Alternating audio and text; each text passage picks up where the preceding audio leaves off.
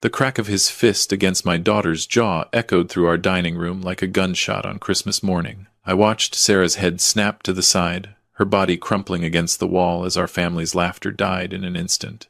But what froze my blood wasn't just Derek's violence. It was his brother Marcus, sitting across the table with a wine glass in his hand, who leaned back and said with a cold smile, "Finally, someone had to teach her to shut up." In that moment, as my daughter's hand trembled against her bleeding lip and my wife gasped in horror, I reached into my pocket and pulled out my phone.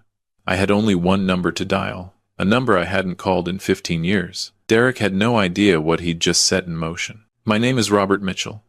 I'm 67 years old, and I spent 30 years as an insurance investigator before I retired to what I thought would be peaceful golden years in Portland, Oregon. I thought I'd seen everything in my career. Staged accidents, fraudulent claims, elaborate schemes, but nothing, absolutely nothing, prepared me for watching my own son-in-law put his hands on my daughter during what should have been a joyful Christmas dinner. Let me back up. Sarah is my only child. She married Derek Thompson 3 years ago, and I'll admit, I never liked the man. There was something in his eyes that didn't match his smile, something calculating. My wife, Margaret, told me I was being overprotective, that every father thinks no man is good enough for his daughter. Maybe she was right, but a father's instinct is a powerful thing, and mine had been screaming warnings since the day they met. The Christmas dinner had been Margaret's idea. She wanted the whole family together. Sarah and Derek, Derek's brother Marcus and his wife Jennifer, my sister and her husband. We'd spent the morning opening presents, drinking eggnog, pretending everything was fine. But I'd noticed things. The way Sarah flinched when Derek raised his hand to adjust his collar, the long sleeves she wore despite the heat from the fireplace, the way she excused herself to the bathroom 3 times before we even sat down to eat. We were halfway through dinner when it happened. Sarah had made a comment about Derek's new truck, something innocent about the monthly payment being high. I saw his jaw clench. I saw his knuckles go white around his fork. And then he stood up. "You want to talk about money?" His voice was low, dangerous. "You, who haven't worked a real day since we got married?" Sarah looked down at her plate. "Derek, I didn't mean—" "Shut your mouth." He moved toward her chair. I started to rise, but Margaret grabbed my arm. "Robert, don't make a scene." That's when Derek grabbed Sarah by her hair and yanked her to her feet. She cried out, her hands flying to her head, and then he hit her.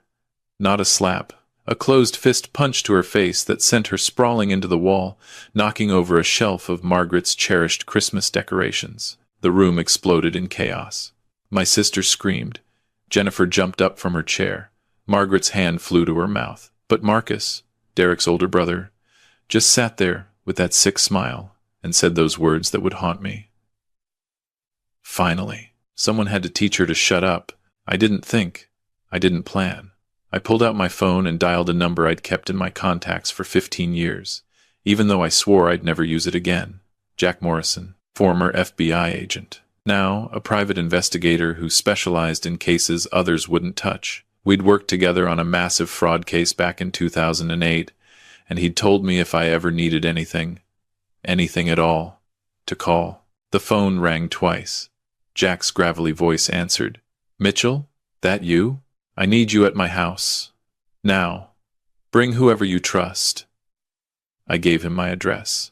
"What's happening?" I looked at Derek, who was now standing over Sarah as she cowered against the wall, blood dripping from her lip onto her white sweater. I looked at Marcus, still sitting calmly, as if nothing unusual had happened. "Domestic violence. In progress. And Jack, I think there's more to this. On my way. Keep everyone there. Don't let anyone leave." I hung up. Derek was staring at me now, his face red with rage. "Who did you call, old man?" "Someone who's going to have a very interesting conversation with you," I said quietly. I moved to Sarah's side, helping her to her feet.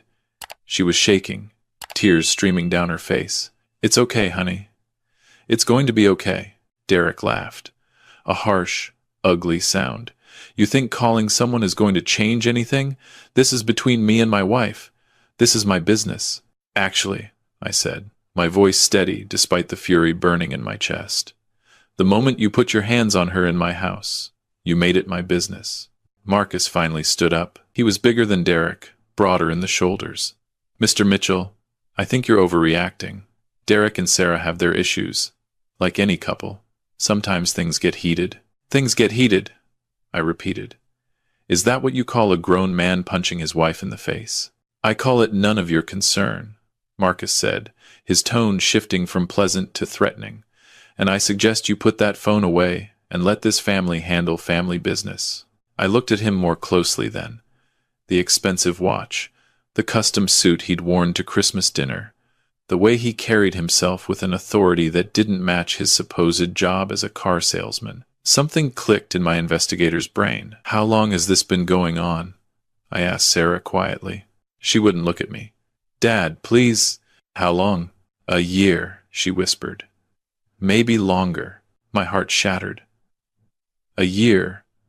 My daughter had been living in hell for a year, and I'd been too blind to see it clearly, too willing to believe her excuses about being clumsy, about walking into doors, about falling downstairs. Margaret had moved to Sarah's other side, wrapping an arm around her shoulders.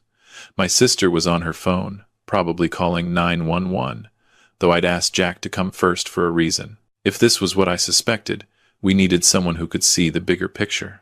Derek was pacing now, running his hands through his hair. This is ridiculous. Sarah, tell them. Tell them you're fine. Tell them we just had a little argument. Sarah said nothing. Sarah, Derek's voice rose. Tell them. She doesn't have to tell us anything, I said. We saw what we saw. That's when Derek made his second mistake. He pulled out his phone and made a call. Yeah, it's me. We have a problem.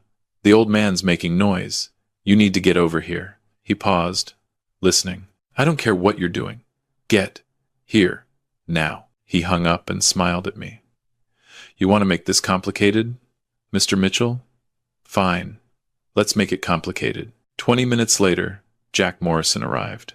He didn't come alone. He brought 2 associates, both former law enforcement, and a woman I recognized as a domestic violence advocate he often worked with. They entered through my front door without knocking, badges already out. Derek's face went pale. Who the hell are you? Jack Morrison, private investigator. I'm here on behalf of Mr. Mitchell. Jack's eyes swept the room, taking in everything. The broken decorations, Sarah's swelling face, the defensive positions everyone had taken. Anyone want to tell me what happened here? This is a private residence, Marcus said. You have no authority. Actually, I was invited by the homeowner, which gives me every right to be here. Jack turned to Sarah. Ma'am, are you all right? Do you need medical attention? Sarah looked at me, then at Derek, then back at Jack. I saw the moment she made her decision, the moment she chose truth over fear. He hit me, she said, her voice small but clear. My husband hit me. Jack nodded. I'm going to need everyone to stay right where they are. I've got officers from Portland PD on their way. He looked at Derek. You put your hands on her? Derek's jaw clenched. This is between me and my wife. Not anymore. It's not. Jack pulled out a small digital recorder. Mr. Mitchell, you witnessed the assault? I did. So did everyone else in this room. Jack turned to Marcus. And you are? Derek's brother, and I'm advising him not to say another word without a lawyer present. Smart, Jack said. But here's the thing. I don't need him to talk. I've got multiple witnesses to assault. That's enough to bring charges. He looked at me. But you said you thought there was more? I nodded. Call it 30 years of investigator's instinct. Something's not right here. The money, the behavior, the way these two are connected. I gestured at Derek and Marcus. I want to know what they're into. Jack's eyes sharpened. He'd learned to trust my instincts over the years we'd worked together. All right, let's start simple. Derek Thompson, what do you do for a living? I'm in sales, Derek said tightly. What kind of sales? Various things. And you, Marcus? Car sales. Uh-huh. Jack pulled out his phone and made a quiet call. I couldn't hear what he said, but I knew he was running background checks, looking into financials, pulling strings he'd cultivated over decades in law enforcement. The police arrived 10 minutes later. They separated us all, taking statements. A female officer sat with Sarah, documenting her injuries, photographing the bruising that was already blooming across her cheek and jaw. Another officer talked to Derek, who had finally shut up on Marcus's advice. Margaret clung to my arm. "Robert, what's happening?" "Justice," I said simply. "Finally." But I knew this was just the beginning. As I watched Jack work, making calls, coordinating with the officers, I remembered something Derek had said on the phone. "You need to get over here." Who had he called? Who was coming? The answer arrived 30 minutes later.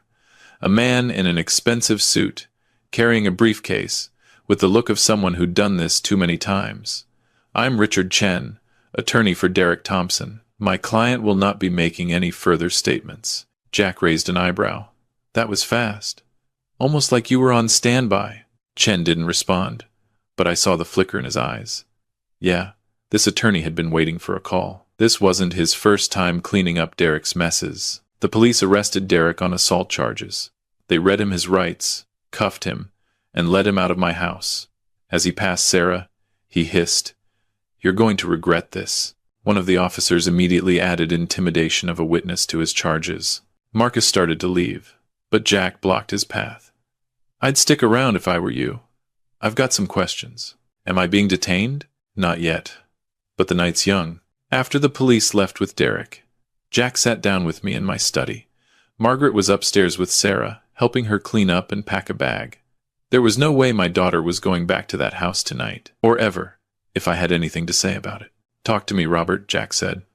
"What's your gut telling you?"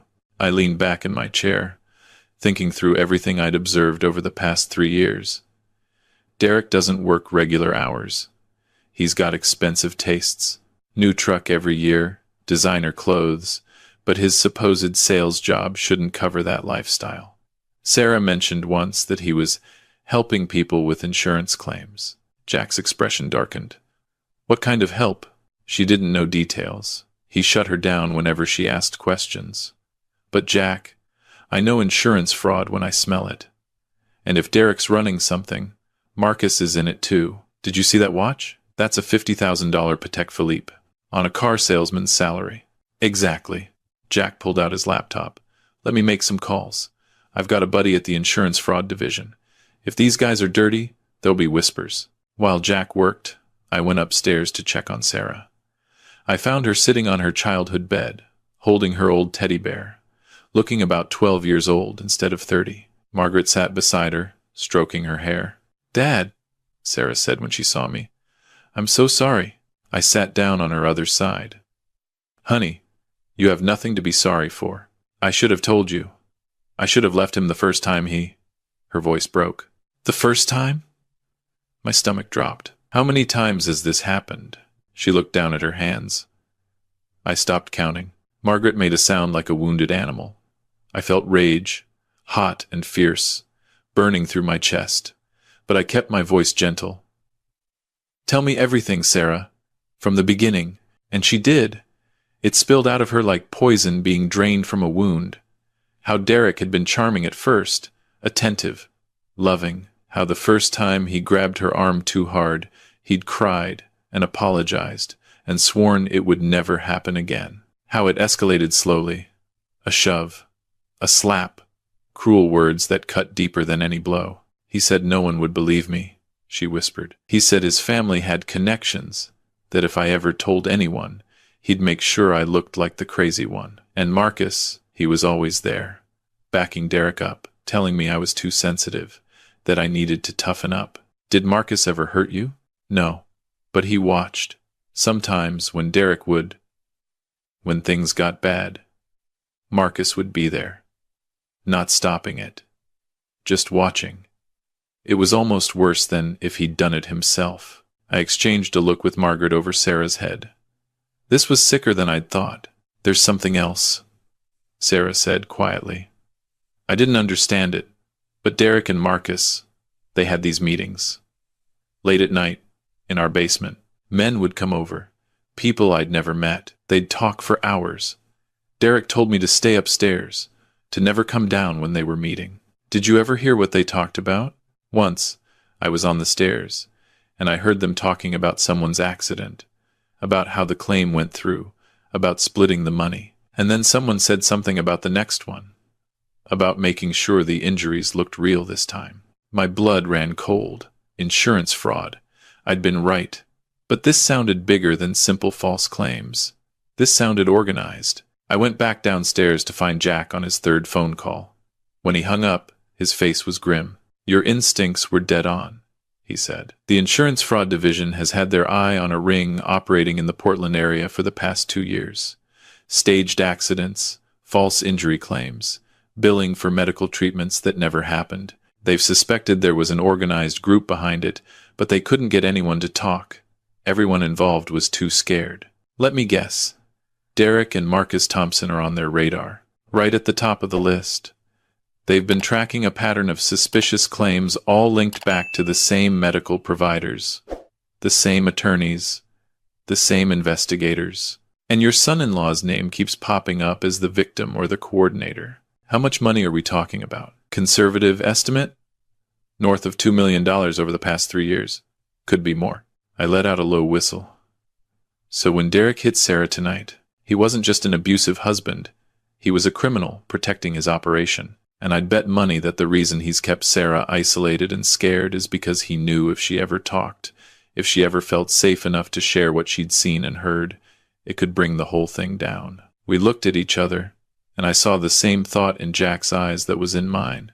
We had a chance here. A chance to not just get Derek on assault charges, but to dismantle whatever operation he and Marcus were running.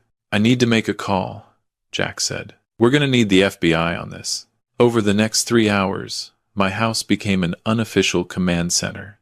FBI agents arrived, followed by insurance fraud investigators, followed by the district attorney's office. They interviewed Sarah, gently at first, then with growing excitement as she recounted every detail she could remember about those basement meetings, about the men who came and went, about the papers she'd seen with claim numbers and dollar amounts. They interviewed me about my observations of Derek's lifestyle. They interviewed Margaret about the times Sarah had shown up with injuries. They even interviewed my sister, who remembered Derek making a joke once about knowing how to work the system. By midnight, they had enough for a warrant, not just for Derek's arrest on assault charges, but for a full investigation into insurance fraud, conspiracy, and racketeering. They raided Derek and Sarah's house, seizing computers, files, burner phones, everything. They brought Marcus in for questioning. Without Derek there to intimidate him, Marcus's wife Jennifer started talking. She'd been scared too, she said. Scared of what Marcus and Derek were involved in. Scared of what would happen if she said anything. She'd seen the way Derek treated Sarah and knew that if she spoke up, Marcus might do the same to her. The next day, the investigation exploded. They found evidence of at least 50 fraudulent insurance claims totaling over $3 million. They found a network of corrupt doctors who signed off on fake injuries. They found attorneys who filed the claims knowing they were false. They found investigators who wrote bogus reports. And at the center of it all were Derek and Marcus Thompson, running the whole operation. But here's what nobody expected to find. What made this case go from big to massive? Derek and Marcus weren't just defrauding insurance companies. They were also staging actual accidents, recruiting desperate people to deliberately get hurt in car crashes, slip and falls, workplace incidents, paying them a fraction of the claim money while keeping the rest. And in at least 2 cases, those staged accidents had gone wrong. People had been hurt worse than planned. One man was permanently paralyzed. A woman had died. When they told me that, I had to sit down. My daughter had been married to a man who was essentially running a criminal enterprise that had gotten someone killed. The thought made me physically ill. Sarah took it even harder.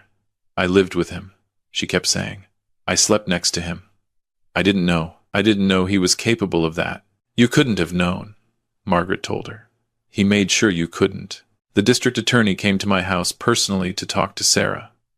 "Miss Thompson," he said, "your testimony is going to be crucial in this case. We need you to be willing to testify about everything you saw and heard, about the meetings, about Derek's behavior, about the control and intimidation he used to keep you silent. Can you do that?" Sarah looked at me. I took her hand. "It's your choice, honey. No one can make you do this." She was quiet for a long moment. Then she nodded. Yes, I'll testify. Because if I don't, he'll do this to someone else. He'll hurt someone else, and I can't live with that. The trial took 8 months to prepare. In that time, Sarah moved back in with me and Margaret. She started therapy.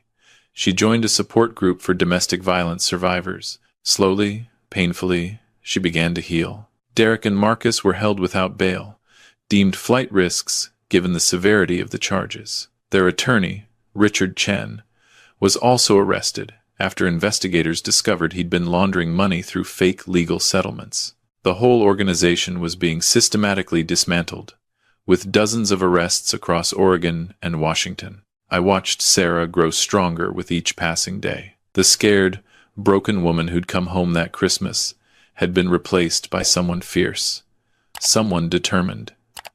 When she walked into that courthouse on the first day of the trial, she held her head high. The prosecution laid out their case methodically.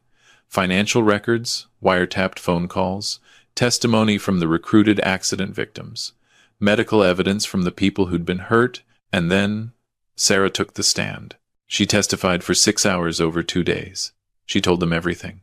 About the abuse, about the fear, about the basement meetings and the whispered conversations, about Derek's threats and Marcus's cold observation, about the night at Christmas dinner when her father had made one phone call that changed everything. Derek's defense attorney tried to rattle her, suggesting she was making things up, that she was a scorned wife seeking revenge. But Sarah didn't break. She looked that attorney right in the eye and said, "I have the medical records from every time he hit me. I have the photographs my therapist helped me take of bruises I'd hidden for years. I have the testimony of my family who witnessed the violence. The only thing I'm seeking is justice for everyone my husband hurt, including myself." The jury deliberated for less than 3 hours. Guilty on all counts. Derek Thompson was sentenced to 25 years in federal prison for insurance fraud, conspiracy, and racketeering, plus an additional 10 years on state charges for assault and domestic violence. Marcus got 20 years. The other members of their organization received sentences ranging from 5 to 15 years. The civil suits came next. The insurance companies sued to recover their losses. The victims sued for damages. Derek and Marcus lost everything. Their houses, their cars, their assets, all of it was seized and sold to pay restitution. A year after that Christmas dinner, Sarah and I sat on my back porch watching the sunset. She'd started a new job as a victim advocate, helping other domestic violence survivors navigate the legal system. She'd found purpose in her pain. "Dad," she said quietly, "I never thanked you properly for making that call, for believing me, for not giving up." I put my arm around her shoulders. "Honey, I failed you for a year by not seeing what was happening. That phone call was the least I could do." "You didn't fail me," she said firmly. "You saved me. When it mattered most, you didn't hesitate. You acted." We sat in comfortable silence for a while. Then Sarah said, "I got a letter yesterday from one of the women Derek and Marcus recruited for their scam. She thanked me for testifying. She said because of that, she got the courage to report the people who'd manipulated her. She's getting her life back." "That's wonderful," I said. "It is. And it made me realize something. That Christmas dinner, when everything fell apart, that was the beginning of a lot of people getting their lives back. Not just me. All the victims, all the people who were too scared to speak up." One phone call started all of that. I thought about Jack Morrison, who'd responded without question to my call for help. About the FBI agents who'd worked the case tirelessly. About the prosecutor who'd fought for justice. About Margaret and my sister and everyone who'd stood by Sarah when she needed it most. "It wasn't just one phone call," I said. "It was everyone who answered it. Everyone who believed you. Everyone who refused to let Derek and Marcus get away with what they'd done." Sarah nodded. "Still, you made the call. That took courage." I squeezed her shoulder. "You want to know the truth? I wasn't thinking about courage. I was thinking about my little girl, the one who used to sit on my shoulders at the park, who trusted me to keep her safe, and I'd let her down by not seeing what was happening. But I wasn't going to let her down again. Not that night. Not ever." The sun dipped below the horizon. painting the sky in shades of orange and gold. Somewhere in a federal prison, Derek Thompson was living with the consequences of his choices. Somewhere in the city, other survivors were finding their voices, standing up, refusing to be silent anymore. And here, on my back porch, my daughter was free, healing, strong. That one phone call hadn't fixed everything. It hadn't erased the pain or the trauma. But it had been the first step on a long road to justice. And sometimes, that's all it takes. One person willing to make the call. One person refusing to look away. One person saying, no more. I'm Robert Mitchell.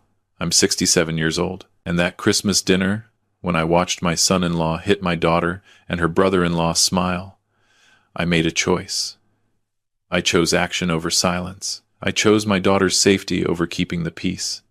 I chose justice. And I'd make that same choice again in a heartbeat. Because that's what fathers do.